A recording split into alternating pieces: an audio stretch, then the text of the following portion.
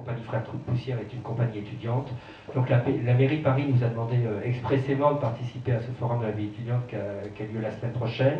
En fait, on est subventionné par l'Europe sur un an pour accompagner 25 transsexuels avec une majorité de travailleuses du sexe qui désirent sortir de la prostitution. L'un des volets, c'est porter la parole des trans, particulièrement donc trans-prostituées, mais toutes, notamment Barbara est française et pas prostituée, donc sont sorties de la prostitution. Mais il y a vraiment une volonté de porter la parole de cette catégorie. Je le rappelle quand même une fois de plus, la catégorie la plus discriminée en France, avec certainement les Roms roumains.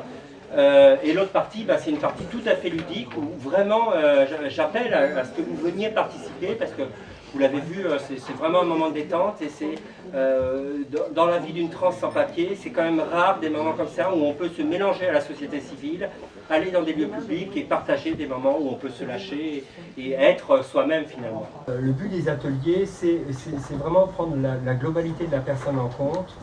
Donc il y a un bilan qui est fait avec un projet, ça peut être un projet professionnel mais pas nécessairement, ça peut être un projet de santé, ça peut être éventuellement un projet de retour au pays, ou de formation, etc. Et on les accompagne tout au long de l'année sur ce projet-là, mais on y a intégré aussi tout cet aspect culturel et ludique, parce que ça nous semble indispensable que l'intégration elle se fait avant tout par rapport à la culture et par rapport au ludique, et que le projet professionnel en tant que tel, il est important, mais il est nécessaire, mais le reste aussi est indispensable. Donc on n'a pas les moyens par exemple de travailler sur le logement, mais hormis les papiers, le logement sont les deux choses les plus importantes. Bon, sur les papiers on y travaille, mais aussi par exemple il y a des formations qui sont en cours, hein.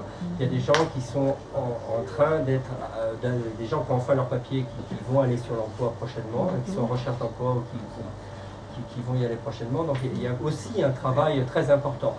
J'ai peu d'obligations vis-à-vis du financeur, hein, le Fonds social européen. Ils avaient besoin d'une durée des ateliers, donc j'ai donné une durée traditionnelle de ce que je fais par ailleurs, notamment avec des mères de famille immigrées. J'ai donné 10 semaines.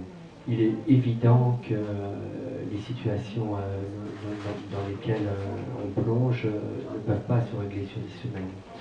Donc ce sont en théorie des sessions de 10 semaines, mais j'accompagne les personnes sur l'année. Et là, on va commencer donc à demander des financements, d'autres financements européens, mais aussi des financements de l'ADAS, ministère de la Santé de la mairie de Paris, pour avoir une situation pérenne, parce qu'un certain nombre de situations ne se régleront que dans 3, 4 ou 5 ans.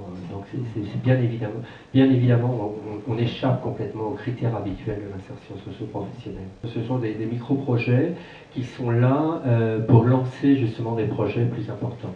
Donc on nous demande en gros en un an de faire nos preuves.